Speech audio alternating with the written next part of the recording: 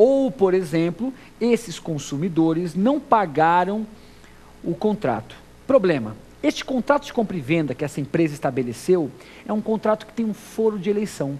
Fica eleito o foro da comarca de Porto Alegre para dirimir quaisquer controvérsias pertinentes a esse instrumento. Problema: sabendo que o Brasil tem extensões continentais, é muito custoso, é muito difícil a parte, em determinados momentos, ter que se deslocar até Porto Alegre. Imaginem, por exemplo, que o consumidor mora em Manaus, para que possa fazer a defesa sobre, de repente, a contenda tem um valor de R$700. O Código de Defesa do Consumidor, a Lei 8.078, resolveu parcialmente esse problema. Por quê? Porque no artigo 101, ele estabeleceu o foro privilegiado do consumidor. Então, se eu, Renato, residente em Manaus, desejo ingressar com uma ação contra a empresa em Porto Alegre, mesmo que haja foro de eleição, o Código de Defesa do Consumidor, lei especial, prevalece sobre o contrato, prevalece sobre o foro de eleição. Então, nesse caso, eu, Renato, à luz do artigo 101 do Código de Defesa do Consumidor, à luz da disposição permissiva do artigo 101, eu posso falar sobre, eu posso entrar com ação dentro da comarca pela qual eu sou residente. Ocorre que esta regra não respondia a um outro problema, e aí um problema até mais grave, quando a empresa ingressa com ação contra o consumidor. Então hoje, qual foi a regra que foi sistematizada dentro do CPC? Se eu, Renato, magistrado de Porto Alegre, verifico o contrato, que é contrato de adesão, isso é muito importante, verifico o contrato de adesão e analiso o contrato e vejo que há abusividade na cláusula de eleição de foro, o que eu, juiz, faço? Eu declaro a minha incompetência relativa de ofício, remeto os autos para o domicílio do consumidor. É importante que vocês entendam que essa é a única exceção que o ordenamento prevê para permitir que o juiz conheça da incompetência relativa de ofício. Então, são necessários concorrerem dois pressupostos. O primeiro deles, contrato de adesão, ou você adere a todas as cláusulas, ou não adere a nada. Segundo, abusividade da cláusula de eleição de foro. Nem toda cláusula de eleição de foro é abusiva. E isso, na verdade, vai ser uma interpretação, uma convicção íntima do magistrado. Estamos claros? Então, nós falamos da regra, estabelecemos a exceção, e agora nós vamos falar um pouquinho da exceção de impedimento, e vamos falar um pouquinho da exceção de suspeição. Para nós entendermos a exceção de impedimento e suspeição, eu preciso fazer uma rápida diferença com vocês entre a exceção de incompetência e essas duas, que, se me permitem, eu vou dar um trato uniforme a elas, porque o regramento é exatamente igual. Quando a gente fala de incompetência relativa, ou quando a gente fala de exceção de incompetência, o problema não é a pessoa do juiz, não é o juiz Valdir, o juiz José, o juiz Carlos, o juiz André. O problema efetivo é o juízo, é a comarca onde este juiz está lotado.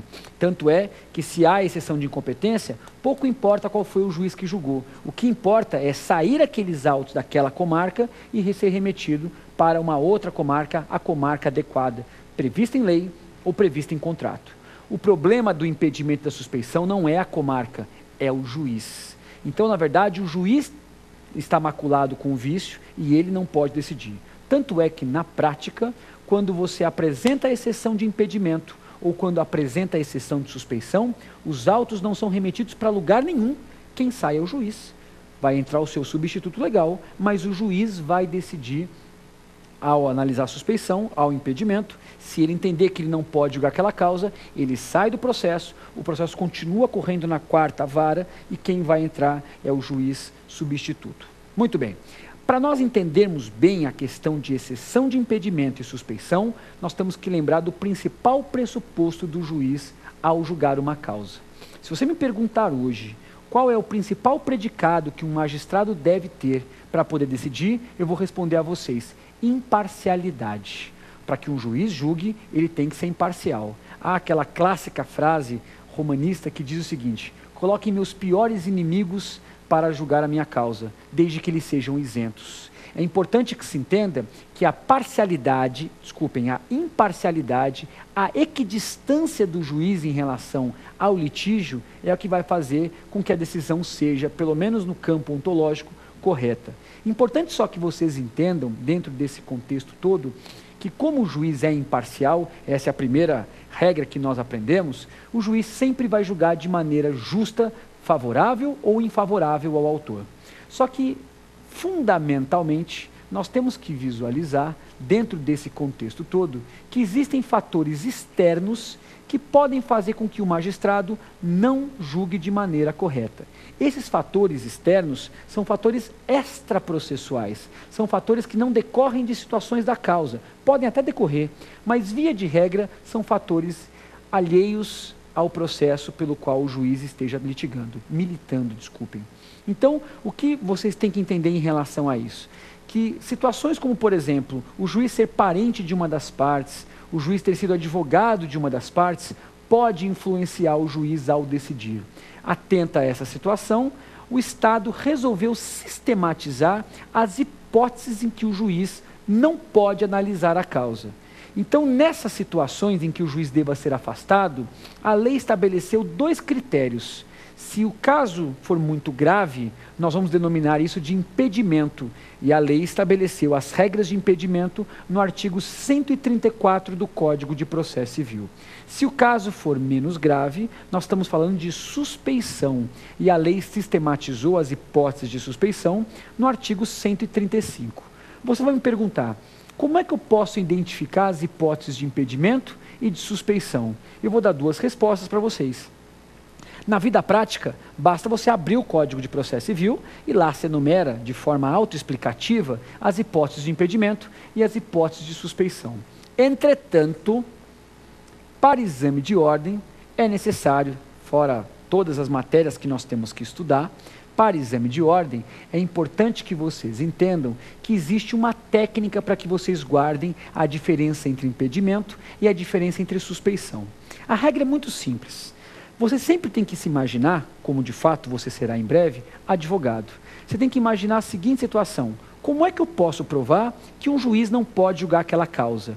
Se eu conseguir provar de plano que o juiz não pode julgar aquela causa, eu vou denominar essa situação de impedimento.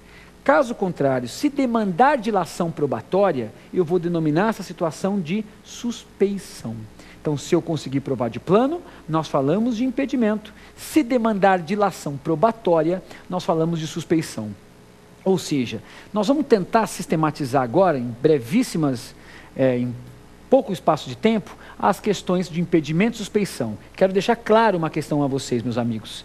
Estas regras, elas se aplicam a 98% das situações. É evidente que uma situação ou outra, isso não se enquadra, mas é um bom referencial para vocês fazerem a prova. Então vamos pensar nos casos de impedimento. Vamos fazer o teste de consistência. Se a mulher do juiz for uma das partes, eu tenho condição de provar de plano? Tenho, por certidão de casamento. Isto é impedimento. Se o filho do juiz for advogado de uma das partes, eu tenho condição de provar de plano? Tenho, certidão de nascimento, suspeição. Se o advogado da parte trabalhou no processo durante 2 anos, passou num concurso, virou juiz, e aquele processo caiu na mão dele para que ele julgue, eu tenho como provar isso de plano? Tenho. Eu vou juntar a procuração, eu vou mostrar as petições e efetivamente a prova de plano.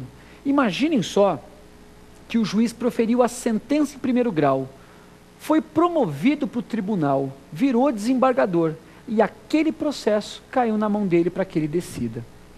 É evidente que ele não pode julgar, e o caso é de impedimento, porque a prova é de plano, é só eu mostrar a sentença. Então, todos os casos de impedimento, eu consigo documentalmente demonstrar que o juiz não pode analisar a causa. Entretanto, meus amigos, os casos de suspeição não são tão fáceis assim. Basta vocês imaginarem o amigo íntimo ou o inimigo capital.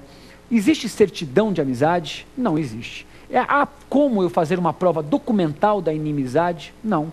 Então, Então, para todos esses casos, eu preciso estabelecer uma prova periférica. Vai ser necessária uma dilação probatória. Eu consigo, de repente, uma foto do juiz à parte um lambari numa pescaria.